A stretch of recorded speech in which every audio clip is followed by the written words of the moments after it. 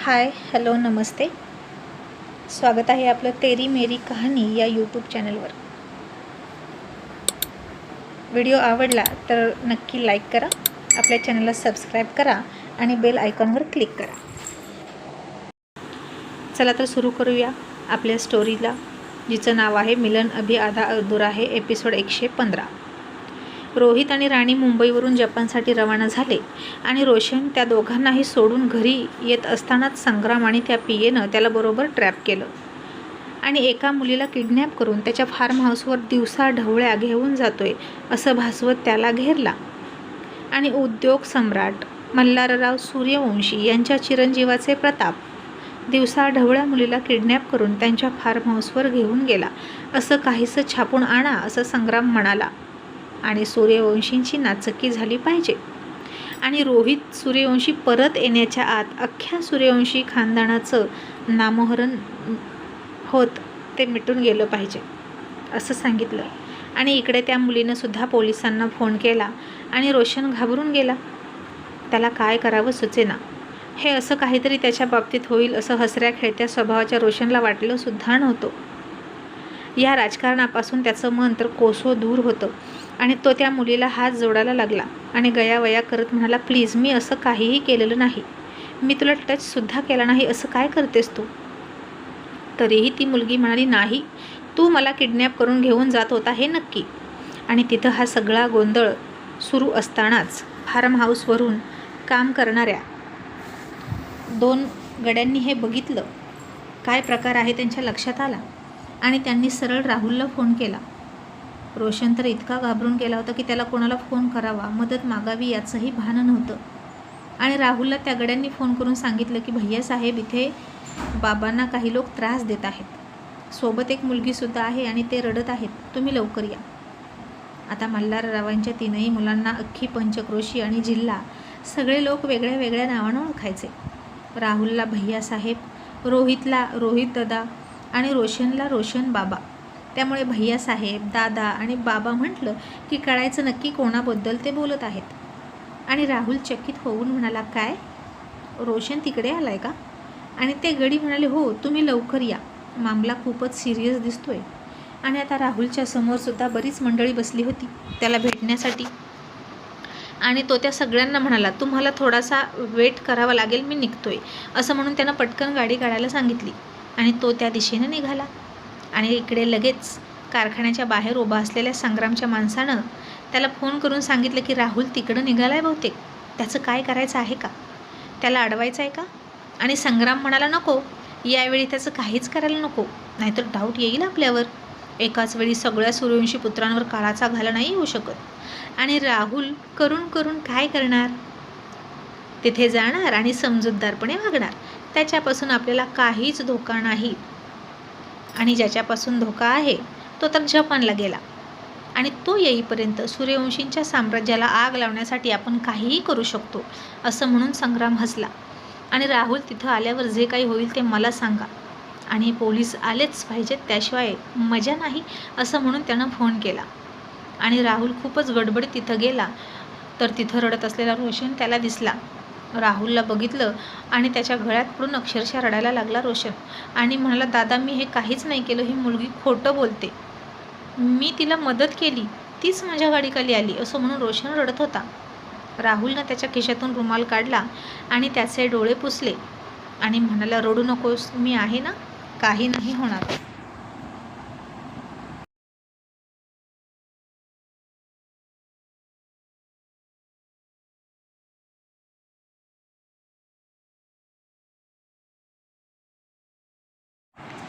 आणि इकडे लगेच तिथलं लाईव्ह टेलिकास्ट जसंच्या तसं संग्रामला सांगण्यासाठी आणि दाखवण्यासाठी एक जण त्याचा माणूस व्हिडिओ ऑन करून बसला होता.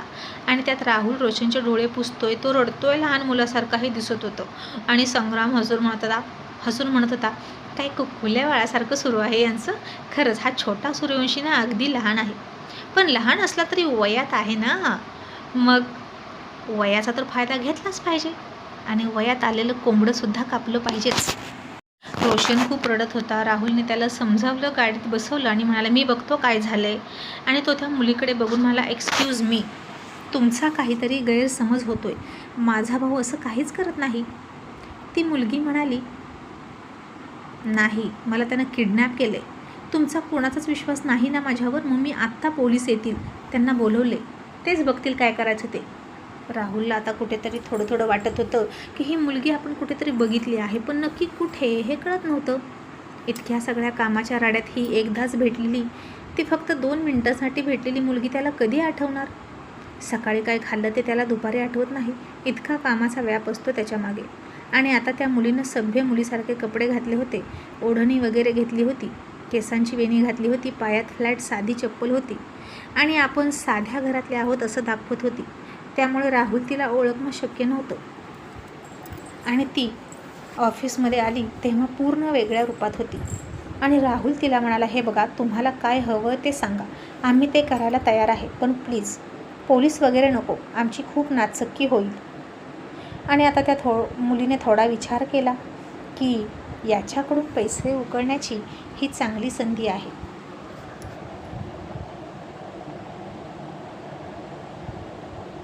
संग्रामनं तिला या कामासाठी फक्त काही हजार दिले होते, मग याच्यापासून आपण लाखोमध्ये उकळू शकतो.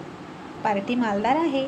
आणि तरीही ती नाटक करत म्हणाली, तुम्ही मला विकत घेताय का? म्हणजे तुमच्या भावाने माझी इज्जत घेतली असती तरी चाललं असतं आणि तुम्ही त्याची भरपाई पैशातून करू बघताय का? आता मी हे सगळं मीडियासमोर सांगणार आणि याच्यावर केस करणार म्हणजे करणार. आणि राहुल आणखीन घाबरला आणि म्हणाला, हे बघा, प्लीज असं काही करू नका.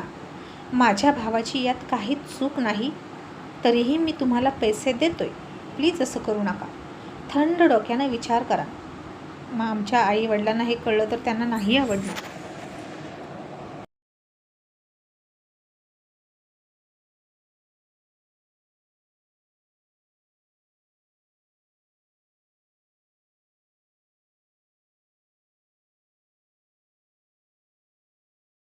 आणि ती मुलगी संग्रामच्या माणसांना दूर करून एकट्या राहुलला म्हणाली, ठीक आहे, माझा तुम्हाला फोन येईल आणि मग किती रक्कम द्यायची ते मी सांगेन.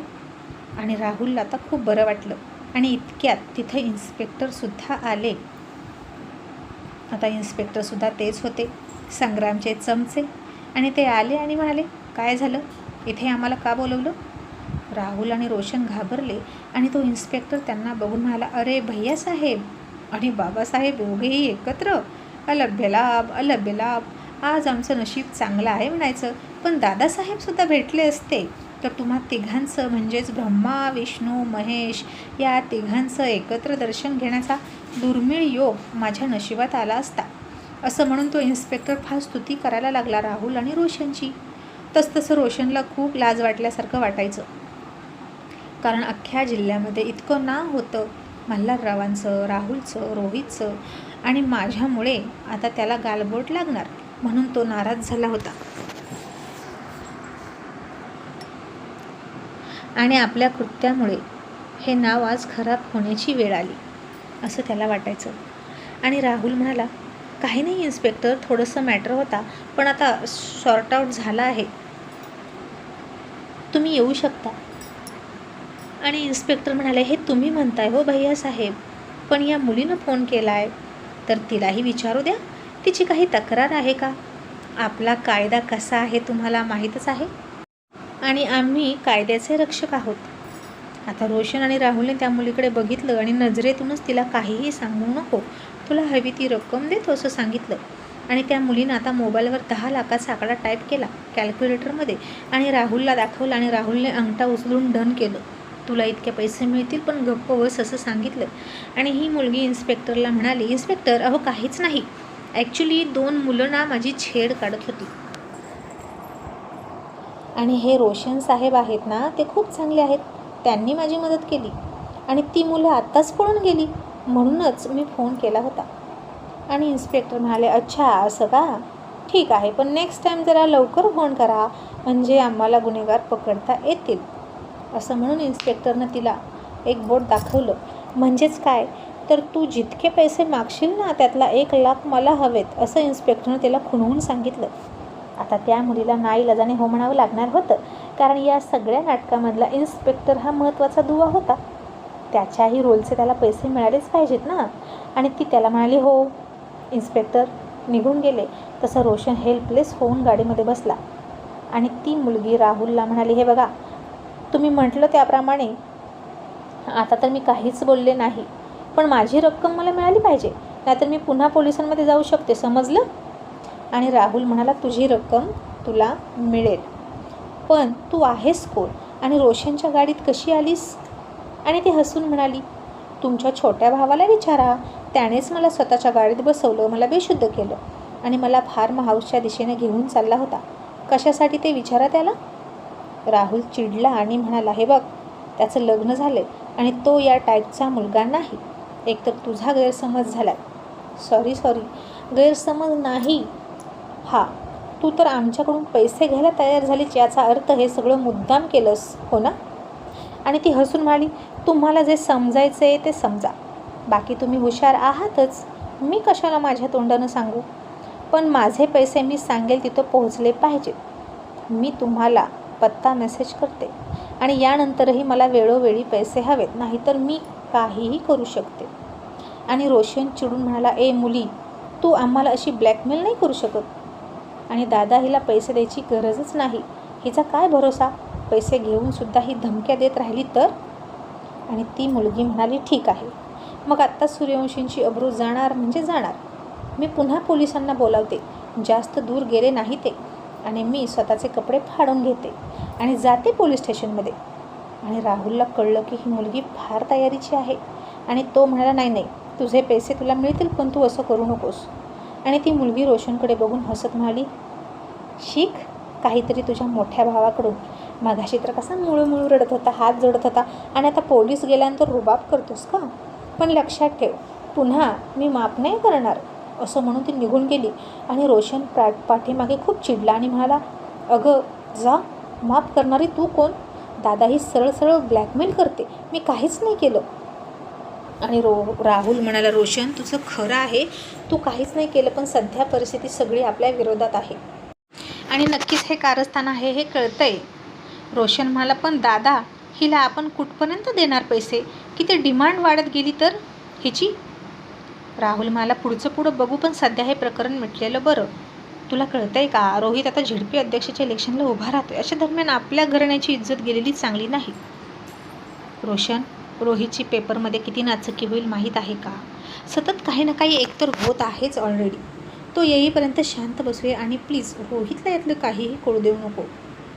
त्याला राणीला उगीच डिस्टर्ब होईल आणि आईबाबांना सुद्धा कळता कामा नये, त्यांना मनस्ताप व्हायला नको. मी आहे ना, असं म्हणून राहुलनं रोशनला समजवलं आणि घरी घेऊन गेला. आणि सध्या तरी त्या मुलीला 10 लाख रुपये त्यानं पाठवून दिले. आणि त्या मुलीला संग्राम म्हणाला, तू पोलिसांना काहीच का सांगितलं नाही? रोशनला अटक का नाही झाली? आत्तापर्यंत TV वर बातमी झळकायला हवी होती त्याच्या अटकेची.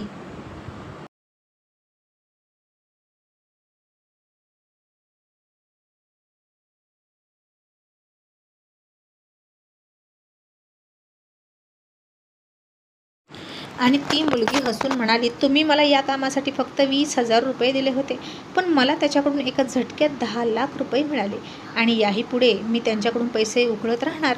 थँक्यू सो मच बरं का, मला पैसे मिळवून देण्याचा मार्ग सापडून दिल्याबद्दल. आता ती माझी सोन्याची अंड देणारी कोंबडी आहे, त्याला तुरुंगात घालून मी माझ्या पायावर कुऱ्हाड कशी मारून घेऊ? तसा संग्राम चिडला आणि म्हणाला, नालायक आहेस का तू? तू मला फसवतेस का? गुपचूप पोलीस स्टेशनला जा आणि त्या सूर्यवंशीच्या विरोधात तक्रार दे, मला त्याची अब्रू गेलेली बघायची आहे. आणि ती मुलगी म्हणाली, तुम्ही तुमचा राजकारणातला स्वार्थ साधून घेण्यासाठी मला हे करायला सांगताय ना, पण मी नाही जाऊ शकत, समजलं? मी आता त्यांच्याकडून पैसे घेतलेले आहेत. आणि संग्राम चिडून म्हणाला, तू माझ्यावर उलटलीस का? मग तुझा बंदोबस्त करायला मला वेळ नाही लागणार. आणि ती मुलगी म्हणाली, खबरदार, जर मला काही केलं तर मी सगळं खरं सांगेन आणि ऑलरेडी मी एक व्हिडिओ बनवून सुद्धा ठेवला आहे तुमच्याच नावाचा. जर मला काही झालं तर त्याला सर्वस्वी तुम्ही जबाबदार असाल, कारण मी तुमच्यासाठी काम करते सूर्यवंशींच्या विरोधात, त्यामुळे तुम्ही मला काहीच करू शकत नाही. आणि हे ऐकून संग्राम म्हणाला, खूपच पुढची निघालीस ग तू, हमारी बिल्ली हम पे ही म्याव. आणि ती मुलगी म्हणाली, तुम्ही काहीही समजा, पण कसं असतं ना, ना बाप बडा ना भैया सबसे बडा रुपैया. असं मला वाटतं. आणि जर मी सूर्यवंशींच्या विरोधात पोलिसात जावं, त्यांची सगळीकडे नाचक्की व्हावी असं वाटत असेल तर तुम्ही मला 50 लाख द्या, मी लगेच जाते. आणि संग्राम चिडून म्हणाला, लायकी आहे का तुझी 50 लाख रुपये मागतेस? मूर्ख आहे असं म्हणून त्यानं फोन ठेवला. आणि पुन्हा त्या मुलीचा फोन आला आणि ती म्हणाली, आणखीन एक सांगायचं होतं म्हणून फोन केला आहे. तुम्हाला असं वाटेल की तुम्ही दुसऱ्या कुठल्या तरी मुलीला हाताशी पकडून हे काम कराल आणि सूर्यवंशींची बदनामी कराल, तर एक गोष्ट लक्षात ठेवा, मी तिथं जाऊन सगळं खरं खरं सांगेल की सूर्यवंशींवर होणारे आरोप खोटे आहेत आणि हे तुम्ही करून आणतात. त्यामुळे असं काहीही करू नका, कारण आता याच गोष्टीचा फायदा मी घेत आहे सध्या तरी. त्यामुळे तुम्ही हीच गोष्ट आणि हीच ट्रिक सूर्यवंशींवर वापरू नका, असं म्हणून तिनं संग्रामला धमकीच दिली आणि फोन ठेवला.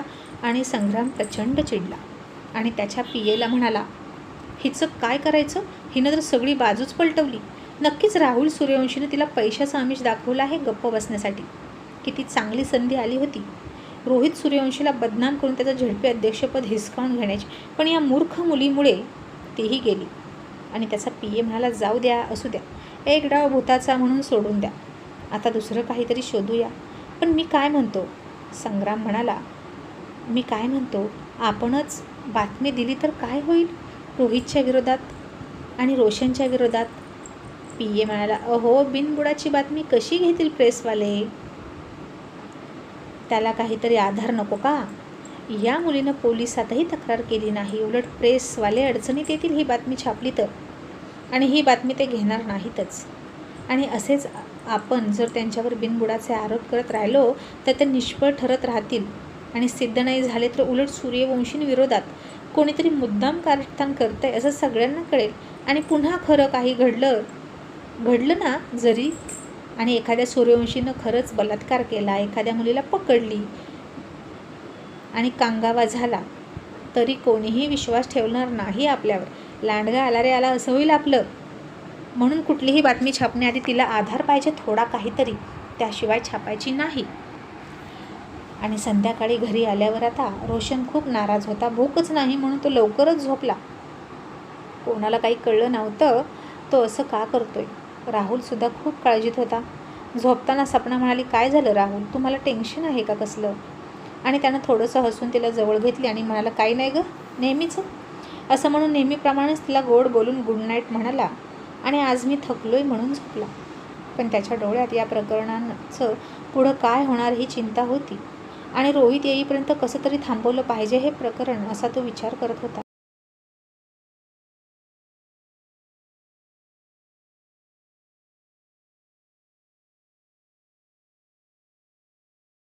आणि सर्वांसाठी एक निवेदन आहे, यापुढे आणखीन 2-3 महिने या चॅनलवर एपिसोड येणार नाहीत.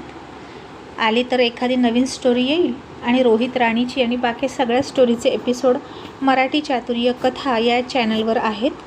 आणि हा चॅनल तुम्ही कसाही शोधू शकता. सर्चमध्ये जर गेला तर लगेच सापडेल नाव टाकल्यावर, किंवा या चॅनलच्या डिस्क्रिप्शनमध्ये सुद्धा बाकी दोन्ही चॅनलच्या लिंक दिलेल्या आहेत.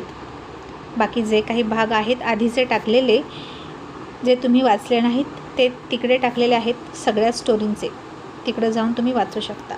धन्यवाद.